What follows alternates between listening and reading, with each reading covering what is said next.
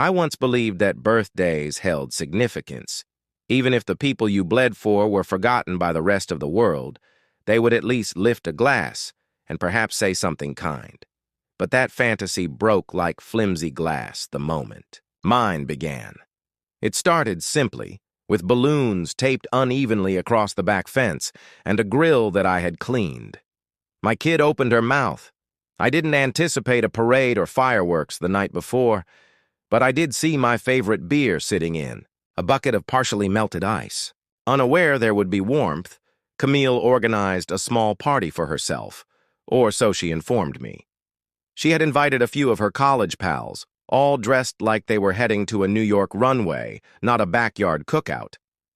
My ex-wife, Angela, arrived wearing a fashionable coat that I knew cost more than my monthly truck payment. The music was loud, the laughter louder. But I kept smiling even though it felt like I was using a week's worth of screws to hold up drywall. I was flipping burgers, the same ones I had bought, seasoned, and stood by the grill to cook, spatula in hand when I overheard it. "You fix toilets, so you think you're a man?" Camille's voice cut through the party noise like a shard of ice down my back. Her friends laughed. I didn't even flinch at first. I just rotated the burger one more time. Others hesitated but showed no mercy. I wished I hadn't heard her. But Angela interrupted from the patio, lifting her wine glass like this was all part of some reality TV drama. "You were always just temporary," she said loud enough to make the glasses clink, just for a moment. Like I hadn't been there for every parent-teacher night, every 2 a.m. stomach ache, every scraped knee, like I hadn't paid half the cost to install all the plumbing in that damn house, like I hadn't made sure. Camille's first car had working brakes before she ever drove it. It felt like the punchline of a cruel joke. I glanced at Camille. My daughter, or the cross-legged version of her that used to sit beside me in the garage while I rebuilt old engines. She didn't even look up from her phone. Her fingers tapped away like I was just background noise. I didn't yell. I didn't throw the spatula or smash a plate. That's not who I am. I turned off the grill, set the spatula down, wiped my hands on the apron I wore. I've never been that kind of man. I wasn't going to become some sitcom dad that everyone secretly laughs at. So I walked through the back door, up the stairs of the house I used to call home, and into the guest room, where I always kept an extra change of clothes just in case. The flannel shirt, my toothbrush, my razor, my work boots, all packed in less than 10 minutes. I stood there in silence, wearing the shirt Camille gave me 3 birthdays ago, back when she still called me her hero. I breathed in the faint scent of vanilla from a candle Angela always lit. I didn't take the picture of the 3 of us smiling at the county fair. I skipped the second round of jokes I knew would only cut deeper. I walked down the stairs quietly, pulled the door closed behind me. Didn't slam it. 30 minutes later, I was far enough down the road that it felt like the end of a book. No one cared to finish. When I finally checked my phone at a red light, there were 29 missed calls, 12 from Camille, 8 from Angela. The rest from people I hadn't heard from in years. Maybe they were still at the party, huddled in small groups whispering about what happened. Didn't matter. I wasn't defeated. I had just finished pretending that my quiet consistency made me disposable. They mocked a plumber thinking my patience meant permission, but plumbers don't just fix leaks. We stopped the whole house from flooding. Ramon's couch was old, overstuffed, probably hadn't been vacuumed since the Obama era. But it felt like a throne. He handed me a cold drink and a pillow. No questions asked. Real friends know that silence can say more than pity ever could. "Spare room, or are we doing this?" he asked, cracking open his own beer. "Spare room," I replied. He arched a brow. "But you're not hiding." "I'm not," I said. I didn't leave that party to hide. I left because I realized I'd been bleeding for people who didn't care if I ever healed. The next morning, before sunrise, I made coffee out of habit, ate a banana, checked the week's job schedule. Ramon stumbled into the kitchen at 7, yawning, his afro wild with sleep. "You really working today?" "Yeah," I said. Because sitting here won't build a future. And I meant it. They laughed at my truck, called it a rust bucket. They didn't know each dent told a story. Each mile was a memory. I didn't need a showroom car or a LinkedIn profile. Every wrench in my back seat built a life they pretended not to see. They remembered to laugh at the plumber, but forgot who laid the foundation. That night at the party, Camille looked at me like I was something stuck to her shoe. She wasn't my daughter in that moment, just someone wearing her face, and it hurt.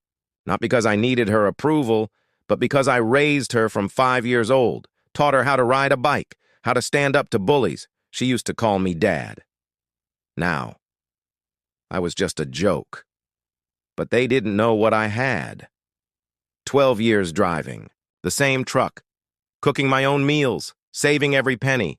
Angela once laughed when I opened a second savings account. What are you saving for? A golden wrench? No.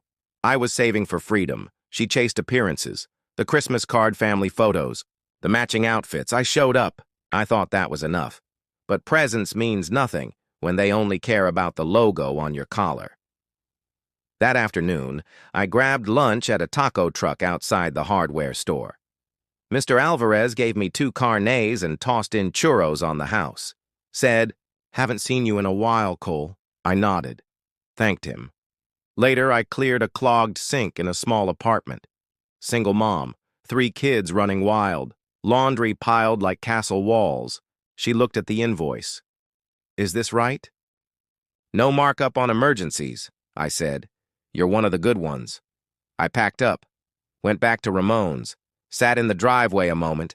They could mock me, call me disposable, temporary, but they couldn't erase the ethic I built or the trust of clients who knew I showed up. No shortcuts. Angela could flaunt her new guy, but the real win? I built stability. She chased status, and I wasn't done. Not for revenge, but to prove what a so-called temporary man can do. Vin Danvers. Even his name sounded made up. Walked into every room like he expected applause. Like a soap opera. Villain. Too polished. Too perfect. A grin that didn't quite reach his eyes. Camille clung to him like he was a visionary. "He owns 3 restaurants," she whispered once, like it meant something. But Ramon? "My best friend since we were 17. He caught the red flags, too. Few days later, we were in his garage. Oil, sweat, motorcycles, and a laptop. You're gonna want to see this. Vincent D'Angelo Danvers. 2 LLCs shut down over shady taxes. Restaurants opened and closed like pop-ups. One co-owned by a shell corp tied to a Nevada P.O. box. No. Original title, payment records, and the bank's notarized letter attesting to my continued status as the only mortgage holder. I filed a lien so that Angela might keep it. Not out of spite, but out of principle. The day she attempted to sell or refinance the house to assist Vin in establishing another unsuccessful brunch spot, she pretended it was hers. When Vin arrived, I phoned my tax attorney, Dean Anders, and she would soon discover my name waiting there, like a fingerprint on the foundation. Dean appears to be a quiet man, one who hasn't slept since 2012. But he's excellent. I informed him of the shell company closure fraud that Raone and I had discovered. At first, he was dubious. 2 hours later, he called back and said, "This guy's a walking audit flag. I'll forward it to the Financial Crimes Task Force we liaise with." Dean added, "Of course, anonymously." "Naturally," I said, sipping coffee in my duplex's half-finished kitchen. "Make sure they're aware he was recently placed down at Ridgeview Academy as a guardian contact for a child." That one hit harder than I expected. Camille had written me off so fast, so clean. She had designated him as her emergency contact. For 12 years. "Thank you," whispered on scraped knees during late-night ice cream runs. Meant nothing. But that was okay, because even though the teenager didn't know it yet, I was protecting her. And I wasn't trying to win her approval. I made another call. To Mr. Langston. Camille's former ethics teacher, the man who once handed me extra programs when Angela couldn't make it to her school plays. He remembered me instantly. "Cole," he said, "I've been keeping my voice steady for a while now. You still running that mentorship program? Still holding kids accountable in the real world?" I asked. He nodded. "Yes. Camille was in the club for a semester, but she left. Said she was focusing on extracurriculars and college prep. I didn't tell him everything. Just enough. I have something you might want to use as a real-world example. About Vin, his shady dealings, how Camille had been swept up in it and lost herself in a curated fiction. When I was done, Mr. Langston said, 'Send me what you have. I won't make it public, but I can ensure Camille sees the impact, privately, constructively.' That's all I wanted. Not humiliation, not guilt. I just wanted her to understand how massive a lie can become if you keep feeding it." That night, I returned to the duplex. Empty living room, bare walls, just a laptop, a folding table, and my own breathing. Opened the file named Next. It was blank. The truth was out there. But the next step? That needed to be felt, not planned.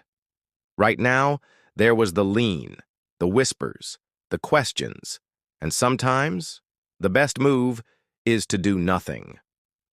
Let the house shake. Let Vin sweat in the spotlight. Let Camille see the cracks where once she saw gold, they thought I had given up. But I hadn't. I stepped back and watched the house of cards tremble. Then the invitation came. Or rather, the non-invitation. "Don't show up tonight. Family dinner." Camille sent the text. "No, please." No courtesy. If she had sent that a week earlier, I might have brushed it off. But knowing everything now, that message didn't just nudge me.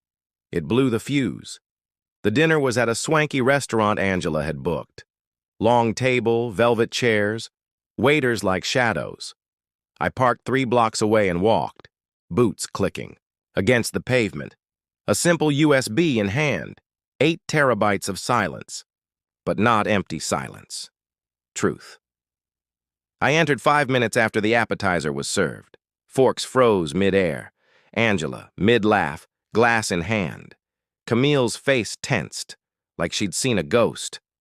Vin's jaw clenched. Angela spoke first. "Cole, this is a private family dinner." I smiled. "Yes, I remember. Funny, I used to be part of this family once." Vin stood up. "If this is about resentment, man, maybe we can talk." "No need to go outside," I interrupted. "I've got something to show you all." Camille opened her mouth, but I turned away. Angela's sleek, smart TV caught my eye. "May I?" I asked, already plugging in the USB. Angela's voice turned sharp, but I ignored it. The screen flashed. Carousel of documents rolled across. Business filings, closures, public records, news clippings, timestamps, labels. Then, a video, Vin, exchanging a thick envelope with a man outside a rundown restaurant, known for ghost managing shuttered properties. I didn't say a word. The footage did. Angela went pale. The fizz from a soda was the only sound. Camille blinked like she was waking from a dream. Vin gave a weak chuckle. "All right," he said, raising his hands. "Let's not get dramatic. Old files, out of context." "Sometimes," I said, "you use someone's name to start a business. Sometimes you list assets you never had. And sometimes you skip taxes 3 years in a row." I looked at Camille. Her eyes shimmered, not with tears, but betrayal. Angela snapped. "You've always been jealous. Because I was too much for this family and you were never enough." That's when she stood up, a woman at the end of the table in a black jacket and sharp eyes. "I'm Agent Hollis, State Tax Enforcement Division," she said, pulling out a badge. "We've been investigating you." Vin's face went white. He opened his mouth, but said nothing. He left within 2 minutes. didn't return. No apology. No grand speech. Angela threw a fit. Camille sat still, looking down at her plate, like it had betrayed her. I looked at her. I didn't come to embarrass you, I said. I came to show you the truth. What you do with it is up to you. Then I left. No ceremony, just boots echoing on marble, walking out through the shattered illusion. Back in my van, I checked my phone. No missed calls. But I knew they were coming, because once you open someone's eyes, they don't stay shut. At exactly 6:03 a.m., Angela called. I didn't answer. She called again, then texted, "You nasty bastard. You wrecked everything." Yes, I did. Not just her fantasy, but the pyramid of lies she and Vin built, like a game of Monopoly, only this wasn't play money. And the consequences were real. By noon, she had received 2 visits. The first, from the IRS, because of the shared assets, the shell companies, the co-signatures. My lawyer sent a lien notice. She claimed the house was hers. But the debt? She didn't want to own that. I got the delivery confirmation, closed my laptop, made another cup of coffee. Then, the phone rang. It wasn't Angela. It was Camille. Her name lit up the screen. I stared at it, then answered. Barely breathing, her voice was fragile, wobbly. "Why'd you do it?" No hello. Just that I leaned back, gazed up at the beams above. "For weeks," I said, "you made me feel like stone. Because you don't burn someone alive and expect warmth," she whispered. "You embarrassed your mom. You embarrassed us all." "I told the truth," I replied.